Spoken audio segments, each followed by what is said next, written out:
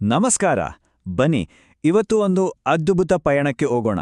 ಉತ್ತರ ಕರ್ನಾಟಕದ ಹೃದಯ ಭಾಗಕ್ಕೆ, ಅಂದ್ರೆ ಕಲ್ಲಿನಲ್ಲಿ ಕಾವ್ಯವನ್ನೇ ಬರೆದ ಚಾಲುಕ್ಯ ಸಾಮ್ರಾಜ್ಯದ ಗತವೈಭವವನ್ನ ತಿಳಿಯೋಕೆ.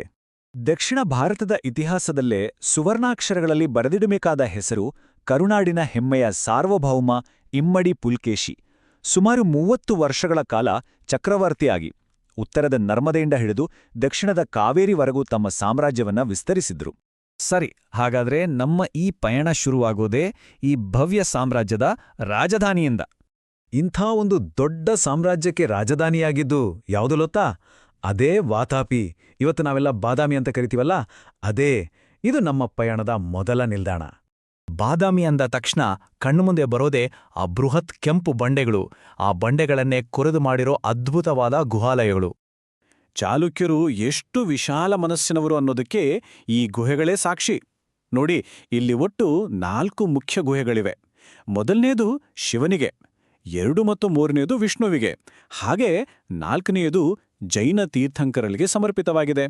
ಮೊದಲ ಗುಹೆ ಒಳಗೆ ಹೋದ್ರೆ ಒಂದು ಶಿಲ್ಪ ನಿಮ್ಮನ್ನ ಸ್ತಬ್ಧರನ್ನಾಗೆ ಮಾಡುತ್ತೆ. ಅದುವೇ 18 ಕೈಗಳುಳ್ಳ ನಟರಾಜನ ವಿಗ್ರಹ. 1, 2 ಅಲ್ಲ, ಬರೋಬ್ಬರಿ 81 ನೃತ್ಯ ಭಂಗಿಗಳನ್ನ ಒಂದೇ ಶಿಲ್ಪದಲ್ಲಿ ತೋರಿಸಿದ್ದಾರೆ ಅಂದ್ರೆ ವಾವ್! ಚಲನೆಯನ್ನ ಕಲ್ಲಿನಲ್ಲಿ ಹಿಡಿದಿಟ್ಟಿರೋ ರೀತಿ ನಿಜಕ್ಕೂ ಅದ್ಭುತ. ಈಗೊಂದು ಇಂಟ್ರೆಸ್ಟಿಂಗ್ ವಿಷಯ ಹೇಳ್ತೀನಿ. ಸಾಮಾನ್ಯವಾಗಿ ನಾವೇನಾದ್ರೂ ಕಟ್ಟಬೇಕಾದ್ರೆ ಕೆಳಗಿಂದ ಅಂದ್ರೆ ಅಡಿಪಾಯದಿಂದ ಮೇಲೆ ಕಟ್ಕೊಂಡು ಹೋಗ್ತೀವಲ್ವಾ?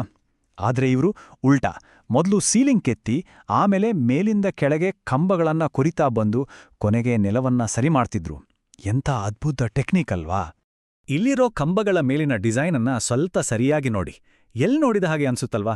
ಹೌದು, ಇವತ್ತಿಗೂ ಸೀರೆಗಳ ಮೇಲೆ ಟೆಂಪಲ್ ಡಿಸೈನ್ ಅಂತ ಹೇಳ್ತಾರಲ್ಲ, ಅದರ ಮೂಲ ಇಲ್ಲೇ ಇರೋದು. ನೋಡಿ, ಪರಂಪರೆ ಹೇಗೆ ಇವತ್ತಿಗೂ ಜೀವಂತವಾಗಿದೆ ಅಂತ. ಬಾದಾಮಿ ಅಂದ್ರೆ ಬರೀ ಕಲ್ಲು ಶಿಲ್ಪ ಅಷ್ಟೇ ಅಲ್ಲ, ಇಲ್ಲಿನ ಅಡಿಗೆ ಕೂಡ ಸೂಪರ್. ಬಿಸಿ ಬಿಸಿ ಜೋಳದ ರೊಟ್ಟಿ ಜೊತೆಗೆ ಖಾರವಾದ ಕೆಂಪು ಚಟ್ನಿ, ಪುಂಡಿ ಪಲ್ಯ, ಅಬ್ಬಬ್ಬಾ, ಬಾಯಲ್ಲಿ ನೀರೂರುತ್ತೆ. ಶಿಲ್ಪಿಗಳ ಕೈಚಳಕದಷ್ಟೇ ಇಲ್ಲಿನ ಕೈ ರುಚಿ ಕೂಡ ಫೇಮಸ್. ಸರಿ, ಈಗ ಬಾದಾಮಿಯಿಂದ ಹೊರಟು ಮಲಪ್ರಭಾ ನದಿಯ ದಡದಲ್ಲಿರೋ ಇನ್ನೊಂದು ಅದ್ಭುತ ಸ್ಥಳಕ್ಕೆ ಹೋಗೋಣ. ಅದೇ ಯುನೆಸ್ಕೋ ಪಾರಂಪರಿಕ ತಾಣ ಪಟ್ಟದಕಲ್ಲು. ಪಟ್ಟದಕಲ್ಲು ಯಾಕೆ ಅಷ್ಟೊಂದು ಸ್ಪೆಷಲ್ ಅಂದ್ರೆ ಇದು ಒಂದು ರೀತಿ ಆರ್ಕಿಟೆಕ್ಚರಲ್ ಫ್ಯೂಷನ್ ಇದ್ದಾಗೆ. ಇಲ್ಲಿ ಉತ್ತರ ಭಾರತದ ನಾಗರ ಸ್ಟೈಲ್ ಮತ್ತೆ ದಕ್ಷಿಣ ಭಾರತದ ದ್ರಾವಿಡ ಸ್ಟೈಲ್ ಎರಡೂ ದೇವಸ್ಥಾನಗಳನ್ನ ಒಂದೇ ಕಡೆ ನೋಡ್ಬೋದು. ಕಾಶಿ ವಿಶ್ವನಾಥ ದೇವಸ್ಥಾನ ನಾಗರ ಶೈಲಿಗೆ ಉದಾಹರಣೆಯಾದ್ರೆ, ನಮ್ಮ ವಿರೂಪಾಕ್ಷ ದೇವಸ್ಥಾನ ದ್ರಾವಿಡ ಶೈಲಿಯ ಹೆಗ್ಗುರುತು. ಇಲ್ಲಿರೋ ಅತ್ಯಂತ ಪ್ರಸಿದ್ಧವಾದ ವಿರೂಪಾಕ್ಷ ಮತ್ತು ಮಲ್ಲಿಕಾರ್ಜುನ ದೇವಸ್ಥಾನಗಳನ್ನ ಕಟ್ಟಿಸಿದ್ದು ಇಬ್ಬರು ರಾಣಿಯರು ಅನ್ನೋದು ಇನ್ನೊಂದು ವಿಶೇಷ. ರಾಣಿಯರಾದ ಲೋಕಮಹಾದೇವಿ ಮತ್ತು ತ್ರೈಲೋಕ ಮಹಾದೇವಿ.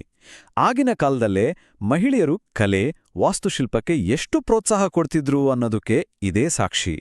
ನಮ್ಮ ಈ ಐತಿಹಾಸಿಕ ಪಯಣದ ಕೊನೆ ನಿಲ್ದಾಣ, ಯಾವ ಜಾಗವನ್ನ ಭಾರತೀಯ ವಾಸ್ತುಶಿಲ್ಪದ ತೊಟ್ಟಿಲು ಅಂತಾನೆ ಕರೀತಾರೋ ಆ ಐಹೊಳೆ.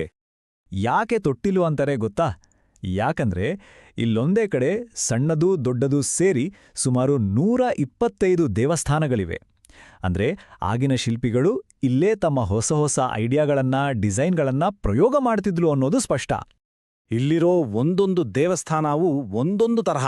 ಆನೆಯ ಬೆನ್ನಿನ ಆಕಾರದಲ್ಲಿರುವ ದುರ್ಗಾ ದೇವಸ್ಥಾನ, ತುಂಬನೇ ಹಳೆಯದಾದ ಲಾರ್ಡ್ ಖಾನ್ ದೇವಸ್ಥಾನ, ಮತ್ತೆ ಸೂರ್ಯದೇವನಿಗೆ ಅರ್ಪಿತವಾದ ಸೂರ್ಯನಾರಾಯಣ ಗುಡಿ. ಹೀಗೆ ಇಲ್ಲಿ ನೋಡಕ್ಕೆ ತುಂಬಾ ಇದೆ. ಸರಿ, ಎಷ್ಟೊತ್ತು ನೋಡಿಂದು ಕಲ್ಲಿನಲ್ಲಿ ಕೆತ್ತಿದ ಇತಿಹಾಸ. ಆದ್ರೆ ಈ ಪರಂಪರೆ ಇವತ್ತಿಗೂ ಜೀವಂತವಾಗಿದೆ. ಅದು ಹೇಗೆ ಅಂತೀರಾ? ನೋಡೋಣ ಬನ್ನಿ. ಪಟ್ಟದಕಲ್ಲಿನ ಹತ್ರನೇ ಗುಳೇದಗುಡ್ಡ ಅಂತ ಒಂದು ಊರಿದೆ. ಇದು ಫೇಮಸ್ ಆಗಿರೋದು ಇಳಕಲ್ ಸೀರೆ ಮತ್ತೆ ಕಣ ಬಟ್ಟೆಗೆ. ಇವತ್ತಿಗೂ ಇಲ್ಲಿನ ಜನ ಕೈಮಗ್ಗದಲ್ಲಿ ಈ ಅದ್ಭುತ ಸೀರೆಗಳನ್ನ ನೇಯ್ತಾರೆ. ಕಣ ಅನ್ನೋದು ರವಿಗೆಗೆ ಬಳಸೋ ಬಟ್ಟೆ. ಇನ್ನೊಂದು ಇಂಟ್ರೆಸ್ಟಿಂಗ್ ವಿಷಯ ಅಂದ್ರೆ, ಈ ಸೀರೆಯ ದಾರಗಳಿಗೆ ಬಣ್ಣ ಹಾಕೋಕೆ ಅವ್ರು ಬಳಸೋದು ನೈಸರ್ಗಿಕ ವಸ್ತುಗಳನ್ನ. ದಾಳಿಂಬೆ ಸಿಪ್ಪೆ, ಈರುಳ್ಳಿ ಸಿಪ್ಪೆ, ಹೀಗೆ ವೇಸ್ಟ್ ಅಂತ ನಾವು ಬಿಸಾಡೋ ವಸ್ತುಗಳಿಂದ ಬಣ್ಣ ತಯಾರಿಸ್ತಾರೆ.